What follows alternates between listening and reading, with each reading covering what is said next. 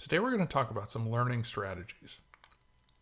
One of the most important things about being a successful Fulton student is your academic success. And today we're going to talk about some learning strategies and techniques to help improve your acquisition of knowledge and plan some strategies to help you retain information, study effectively, and apply that learned information.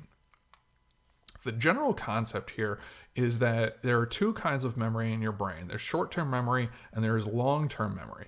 Short-term memory lasts from seconds to minutes, and your long-term memory lasts from hours to days or even years. The challenge is that we are constantly forgetting things. Short-term memory is cleaned out first, and long-term memory is slowly degraded over time. So the process of learning is a battle against that forgetting. And the way we battle it is by different kinds of repetition.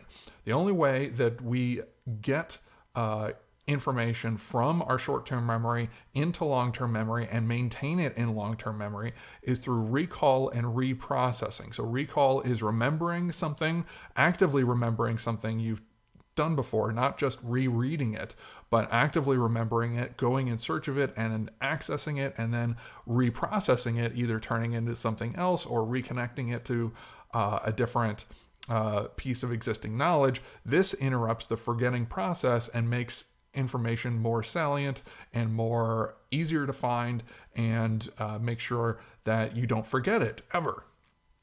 So the first thing is we need to get information into short-term memory. So the things you should do when you're doing this is go before class, you should read whatever the assigned reading is. This is something that puts information into your brain the first time, and then you can refresh it during lecture, and then again when you apply it in the homework. So go to class, so read before class, and then go to class, pay attention, and don't get distracted. This puts things into short-term memory and starts that repetition process that'll start promoting it into long-term memory. Then to promote it into long-term memory for sure, you need to process information 3 to 5 times in order to move it into long-term memory. This processing is not just rereading something or looking over your notes, but it is active listening, which means that you're listening to what's happening, you're recording something or writing it down or processing it in some way, or which includes taking notes and asking questions, actively thinking about what do I know, how does this fit into other things that I know, things like that. That's what the processing part is. The third is recall and refresh. Once it's in short-term memory, once it's in long-term memory, your long-term memories take time to form, and again, they're always constantly being forgotten, so you have to refresh them all the time. Active recall is not just rereading or rewatching or something like that. You have to do something with that information in order to strengthen those memories. The search for information is important. So things like self-quizzing or rewriting your notes are what really cause you to remember things more deeply.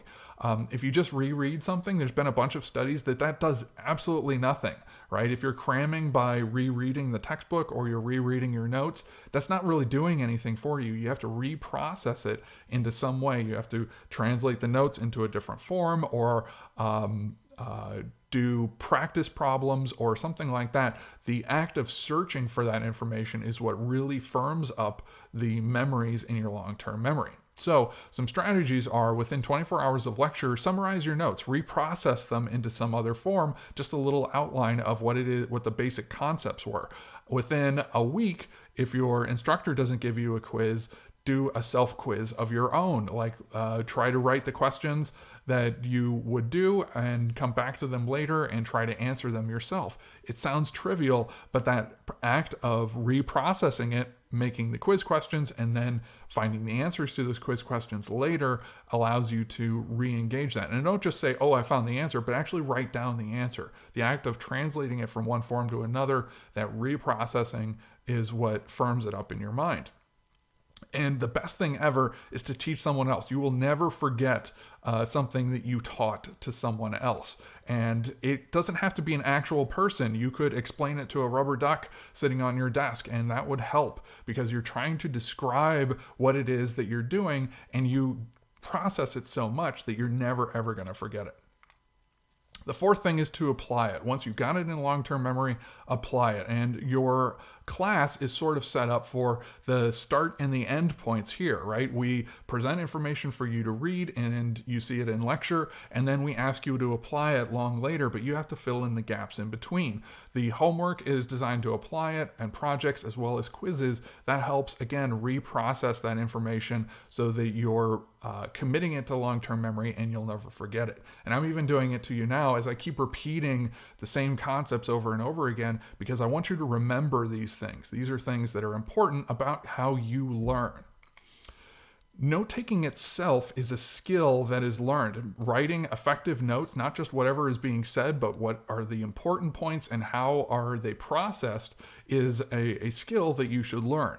One technique is the Cornell method notes, and it consists of 3 regions. The first one is the outline notes, and this is what we call linear notes, where you're just basically writing down whatever the professor writes down, whatever they say, stuff like that. This is what, as it's happening, you're actively listening, reprocessing, and writing down notes of what you think is important in the class. And you should write down as much as you can, right? That way you don't miss anything. But if you're finding yourself getting behind, maybe ask the professor if you can audio record or something like that so you can write the notes later as you're paying attention in class.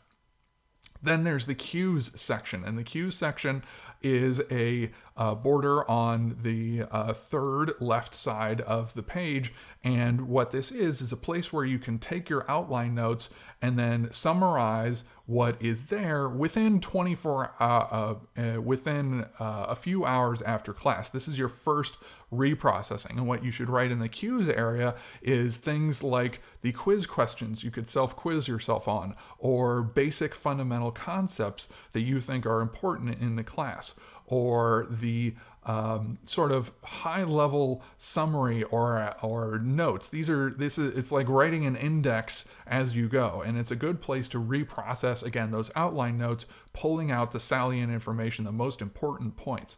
And then finally, the summary area, a day after the lecture, is your third reprocessing of this information. And it is a summary, a couple of sentences that summarize the entire page. So what was this page about? What is the point here? And that causes you to read through the outline notes, read through the cues, and then reprocess it again. And that makes sure that you're never going to forget anything that's on here. The Cornell Medical School uses this to make sure that students remember all of the important information, and it's very, very useful. It's a strategy that can work for you, right? Again, the outline notes encourage active listening so that you're always writing down and reprocessing immediately what is being said, so you're not getting lost in it. The cues are something you should do the same day, and it's your first recall and reprocess of the information. And then finally, the summary takes that second recall and reprocess, and that cements it in long-term memory so you don't forget it. Now, another thing that's very useful is study groups, right? Your peers, the other people that are working in the same classes as you, are going through the same things. And if you meet up with a study group regularly, that can help massively with procrastination, because the study group is often going to meet long before it's due. They're not necessarily going to meet immediately before it's due, so you can make sure that you get it done. You have a bunch of different perspectives from your other students to help you, and you have a lot of complementary strengths and weaknesses. So when you're struggling with something, someone else is going to be doing fine on it, and they can help you with it, and vice versa. So at some other point, that person is going to be struggling with something, and you may be able to help them. It's really good company. It's good socialization. I have extremely fond memories of my study groups, particularly my physics study groups. They help me get through a lot of really challenging stuff, and it helps enhance your personal skills. If you find yourself struggling to talk to people or anything like that, this is a great excuse to practice that, and that interaction can be a very, very positive experience. I highly recommend meeting up with some people and setting up study groups together. Now, I know what you're thinking. This sounds like a lot of work, right? And it is. It's a lot of extra work, But the point here is that it's a lot of extra payoff. Learning efficiently so that you get as much as you can out of the experience at ASU takes practice, right? This is the learning, the information that is coming out of these classes is the value of a college education. It's part of the whole, which is, your relationship with the people that are in your communities at ASU, as well as the stuff that you learn. But this is the true value that we're trying to deliver, and it takes practice to get that efficiently. Doing frequent week recall is the core idea here. So if you can figure out a way that works well for you, that allows you to recall this information and bring it back up again and reprocess it so that you don't forget it, that's a huge advantage. And the point also is that cramming doesn't help in the long term. We've all had the experience of after finals, a week or two after finals week, we go home for the holiday and we realize we've forgotten everything we learned this semester. A lot of engineering is built on fundamentals, and the next classes will build on that information. So getting yourself a good foundation of the concepts that you're working on before you go to the next class, and remembering those is going to save you time in the long term. And practice now saves a lot of time in the long term. So the point here, again, is that if you work hard over a little bit at a time over a long period of time, it's going to be more efficient and you're going to retain more information than if you just crammed it all in the night before, right?